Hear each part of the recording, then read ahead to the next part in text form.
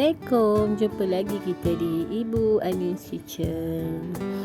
Hari ni aku nak masak kari ayam, simple lah, kari yang mudah versus aku.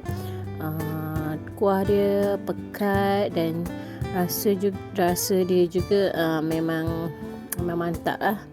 Korang nak tahu tak macam mana aku dapatkan kuah kari yang pekat tu? Korang boleh follow, korang boleh tengok sampai habis. Jadi ni bahan yang aku guna untuk blender: bawang merah, bawang putih, halia, lengkuas dan juga sedikit kunyit hidup dan juga lada kering. Satukan je semua bahan tu, lepas tu dan korang blender lah semua tu sampai halus. Kalau korang punya lada tu tak boleh nak halus, tak boleh nak hancur, korang boleh tambahkan sedikit minyak masak lah dalam sesudu 2 sudu macam tu. Ni petua orang lama-lama lah, nak kasih lada tu betul-betul hancur.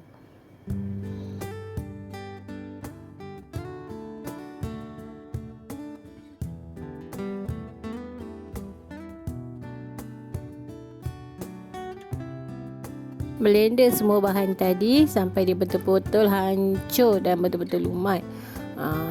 Kau nak tahu tak, kalau lada yang pedas dengan lada yang tak pedas, korang boleh perhatikan ada lada yang kurus-kurus tu, tu lada tu dia pedas.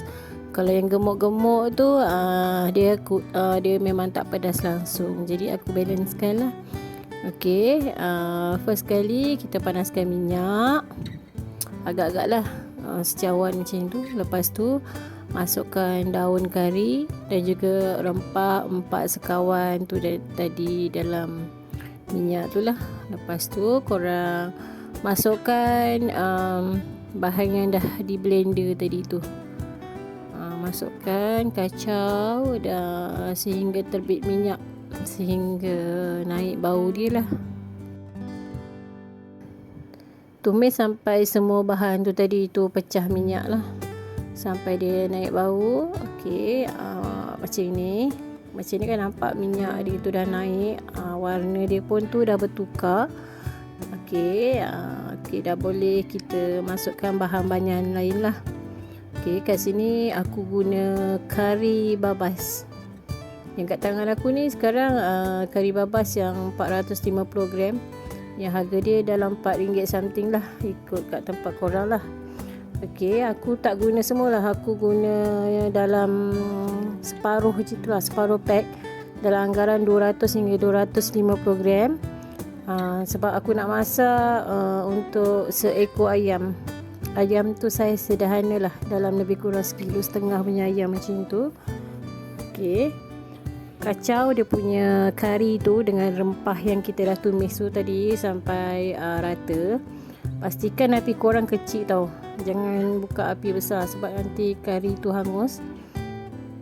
Okey, biarkan sekejap sampai dia minyak-minyak tu mendidih, dan boleh tambah sedikit air lah. Ni tadi air yang dalam blender tu kan kita bekas blend bahan-bahan tumis tu tadi. Jadi aku masukkan air dalam blend tu, kemudian aku masukkanlah dalam bahan ni tadi ni, dalam kuali ni tadi. Boleh tambah lagi semangkuk air,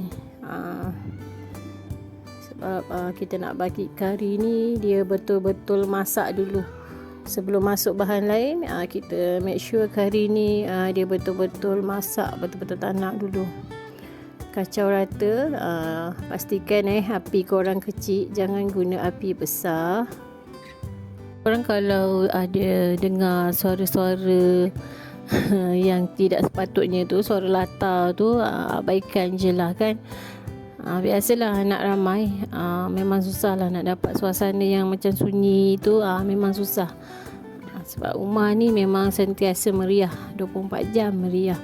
Okey, ni dia kari kita yang dah masak. Pastikan tadi api kecil tau. Lepas tu korang boleh letak kerisik kelapa. Aku guna 1 sudu penuh kerisik kelapa.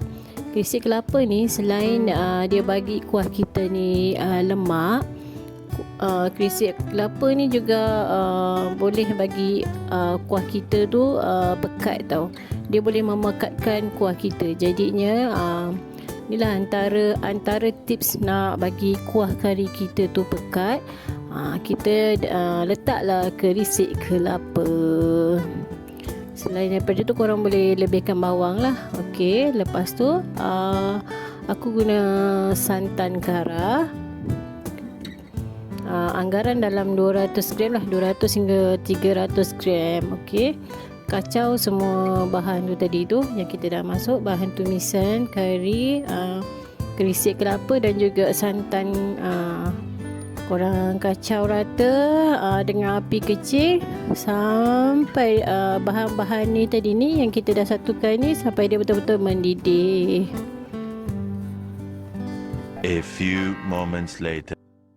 Okey, setelah beberapa minit, ni dah dia rupa kari kita dengan apa yang kita dah satukan dengan santan dan krisik tadi. Dia dah pecah minyak, dia dah naik minyak dia, santan dia dah betul-betul masak, kari dia pun dah betul-betul masak, dan kita masukkanlah ayam kita. Aku guna seekor ayam tau. Korang suka hati korang lah, terpulang kat korang nak potong besar ke nak potong kecil. Kalau aku suka potong kecil-kecil sebab rakyat aku ni ramai. Bila ambil besar-besar nanti tak habis, sayang terbuang. Jadi aku potong kecil-kecil lah. Jadi bila diorang ambil ayam tu, kalau kurang diorang boleh tambah lagi. Okey, kacaukan rata dia punya ayam dengan bahan tumisan tu tadi tu. Okey, dengan api yang kecil korang biarkan. Okey, boleh tambah kentang dan juga carrot, ikut suka korang lah nak potong macam mana, nak tambah berapa.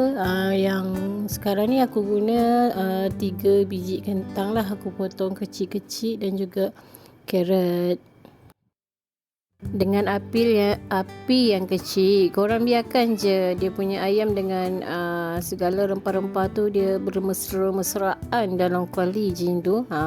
Biarkan sampai dia betul-betul rata, sampai dia menyerap rasa kari tu. Okey, kemudian boleh tambahkan semangkuk air. Korang boleh adjust lah. Kalau korang nak pekat, korang jangan letak banyak-banyak lah. Kalau nak cair, boleh letakkan lebih dia punya air. Jadinya korang kacaukan dia, kacaukan rata dulu. Lepas tu nanti kita biarkan sampai ayam tumpuk lah dengan api yang sederhana kecil. Okay, sementara tu korang boleh perasakan dengan bahan perasa. Aku gunakan 1 sudu penuh garam dengan sedikit air asam jawa. Korang kalau tak ada asam jawa, boleh juga guna asam keping. Kalau untuk sukatan ni korang boleh letak 2 atau 3 keping lah.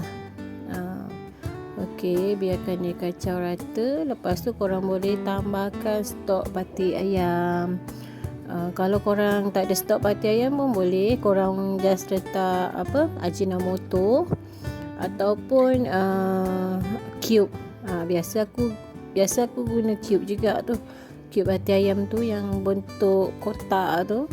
Okey, boleh letak 1 cube tu lah dalam kuah tu. Aku tak letak Ajinomoto sebab stok pati ayam ni ataupun cube tu dia dah rasa lemak. Jadi aku tak nak macam dia terlalu berlemak. Jadi aku memang tak letaklah Ajinomoto. Tapi kalau korang tak ada cube atau tak ada pati ayam tu, korang boleh letak Ajinomoto sikit lah.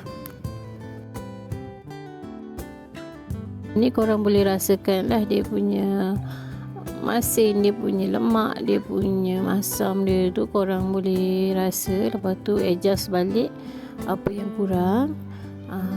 Okey, sementara tu kita biarkan lagi lah ayam ni betul-betul empuk. A few moments later.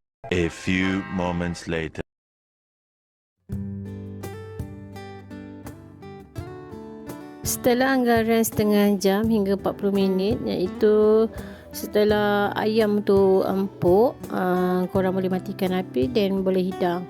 Nampak tak kuah kita tu pekat? Nampak tak? Confirm lah rasa dia pun memang mantap, memang mantul. Kalau korang tak percaya, korang boleh try lah aku punya resipi ni. Mantul tak mantul? Mantap tak mantap? Okay, sebabnya aku tak tipu tau, sebab ramai customer aku cakap memang kari aku ni memang sedap dan memang tak dapat dilupakan. Okay, diorang selalu repeat order dengan kari aku ni. Okay, terima kasih tau korang sebab tengok video aku sampai habis. Lepas tu korang jangan lupa subscribe aku punya channel Ibu Anis Kitchen, dan kemudian korang tekan butang lonceng. Okay, terima kasih. Assalamualaikum. Bye.